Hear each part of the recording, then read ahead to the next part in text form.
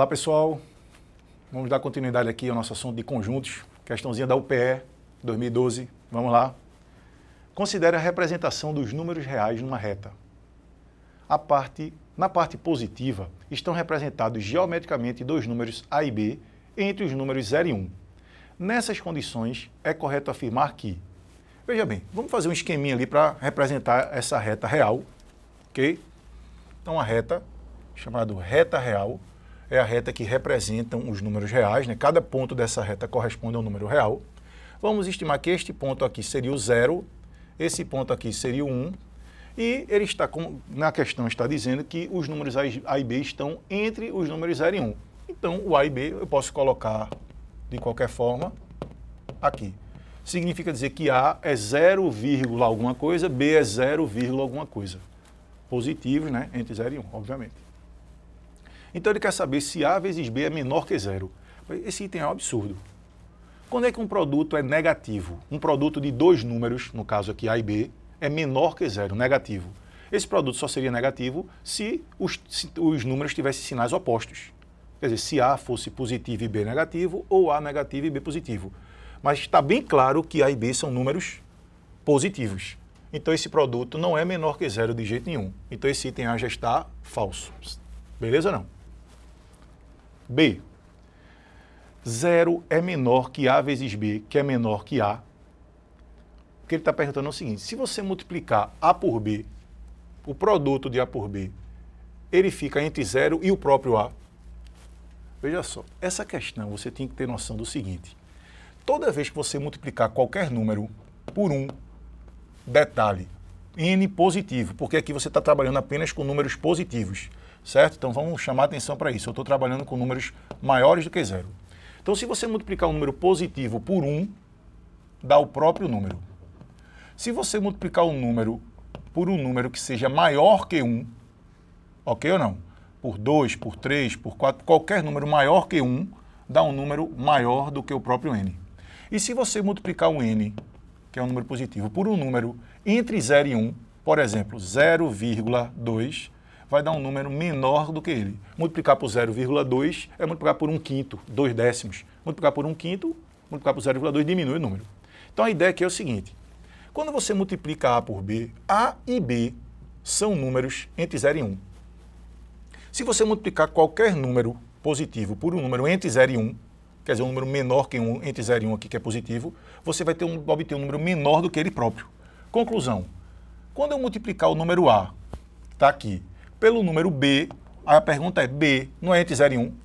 Então você vai obter com certeza um número menor do que A. E novamente positivo, né? Porque os dois são positivos. Então o produto AB vai estar representado por aqui, entre 0 e A. Resposta, letra B. Tem gente que colocou um exemplozinho aqui, ó, 0,2 e 0,7. A é 0,2 e B é 0,7. Quanto é 0,2 multiplicado por 0,7? Esse produto dá 0,14. 0,14 é menor do que 0,2, que 0,2 é a mesma coisa que 0,20. Então, provado que esse A vezes B, no caso 0,14, está entre 0 e A. Então, se você colocar qualquer exemplo, você não consegue encontrar um exemplo que torne isso falso, porque isso é verdadeiro. Multiplicando dois números entre 0 e 1, o resultado é positivo, mas é menor do que qualquer um dos dois. Resposta letra B. Ok, galera. Tudo bem? Então, mais uma questão. Esse tipo de questão tem aparecido de vez em quando na Federal, na UPE. Questões que você normalmente não encontra nos livros. Não é uma teoria muito bem, vamos dizer assim, reforçada nos materiais. Você tem que ter vivência, tem que ter experiência para poder analisar esse tipo de coisa. Ok? Vamos lá. Dar continuidade aqui. Próxima questão. Questão de conjuntos clássica. Eu tinha que fazer uma questão dessa aqui para a gente.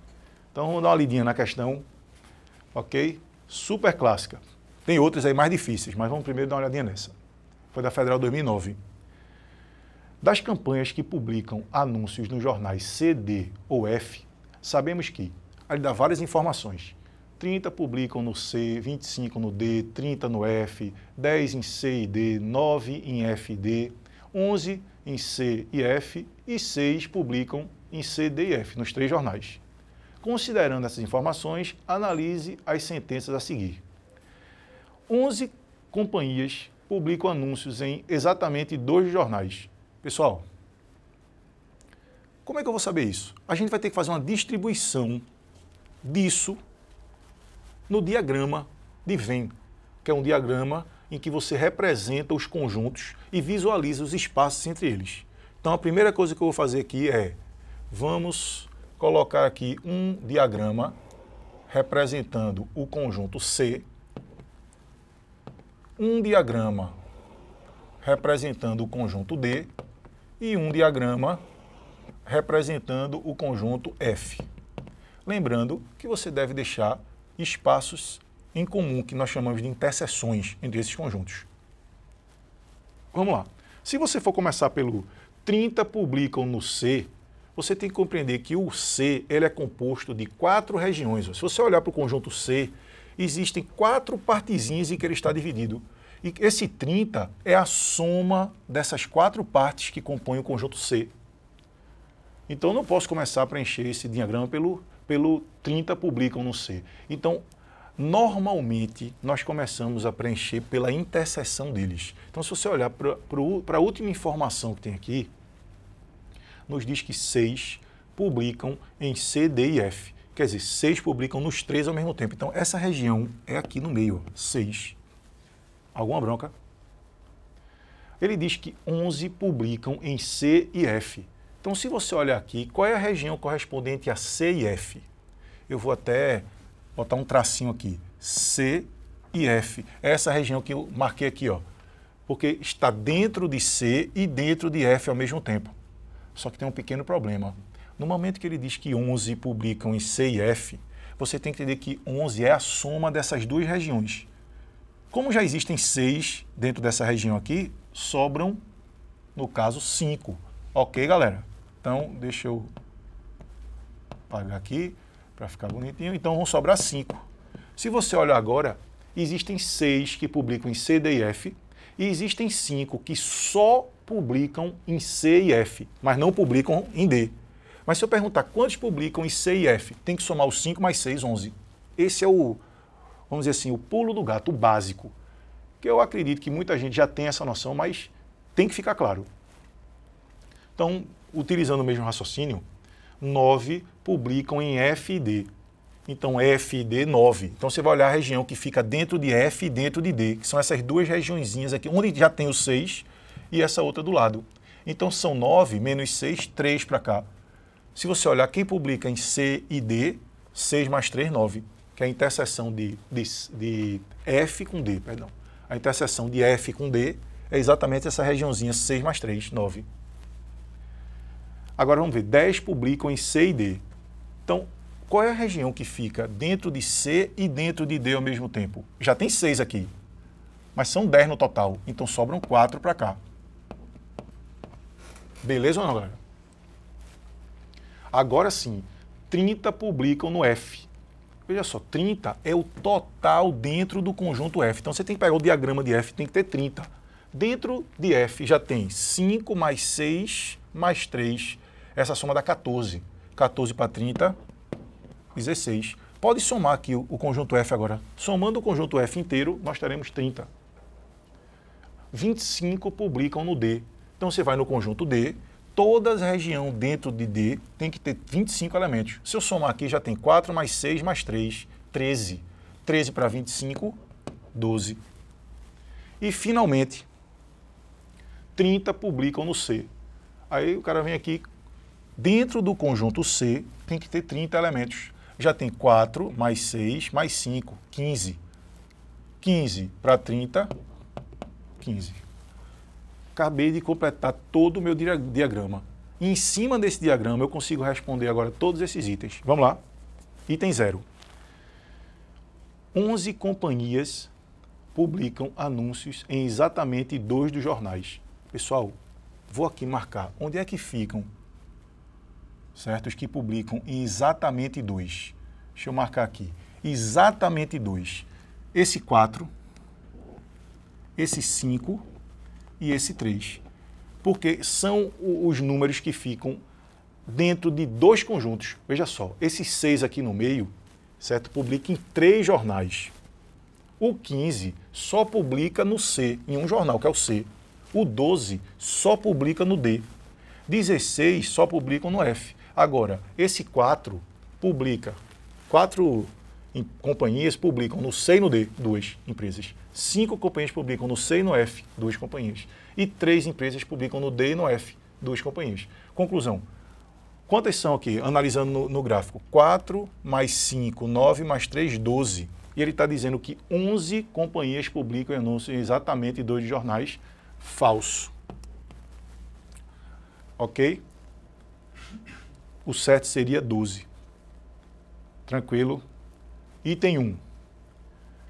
18 companhias publicam anúncios em pelo menos 2 dos jornais. Pessoal, quando ele fala pelo menos 2, quer dizer que pode ser 2 ou mais, no mínimo 2. Então agora vai contar com 6 na história. Então eu vou ter que somar quem publica em 2 jornais, que é 4 mais 5 mais 3, que dá 12, mais 6, 18. Realmente 18. Item 1 verdadeiro.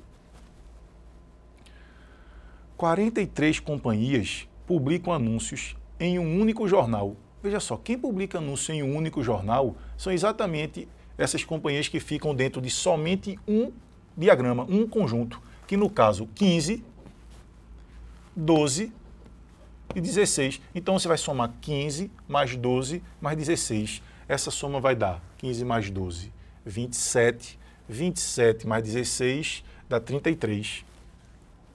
43, perdão.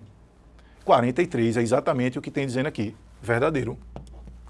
Beleza, galera? Item 3. 61 companhias publicam anúncios em pelo menos um dos 3 jornais. O que significa pelo menos um dos 3 jornais? Pelo menos um quer dizer que tem que contar os que publicam em um dos jornais, em 2 jornais e nos 3 jornais. Então eu teria que somar todo mundo. Eu já tenho essa soma no item 2, de 4 mais 6 mais 5 mais 3, no item 1, no caso, que dá 18, e tenho a soma no item 2, que publica em um único jornal. Então, nesse caso aqui, eu poderia somar todo mundo, eu ia perder tempo. Eu já posso fazer 18 mais 43. 18 mais 43, 61 companhias. Verdadeiro. Beleza, pessoal? Somando todo mundo aí dá 61. E o item 4, 13 companhias publicam anúncios apenas no jornal D. Se você olhar apenas no jornal D, já tem aqui essa informação, ó, 12. Então ele está dizendo 13. Falso.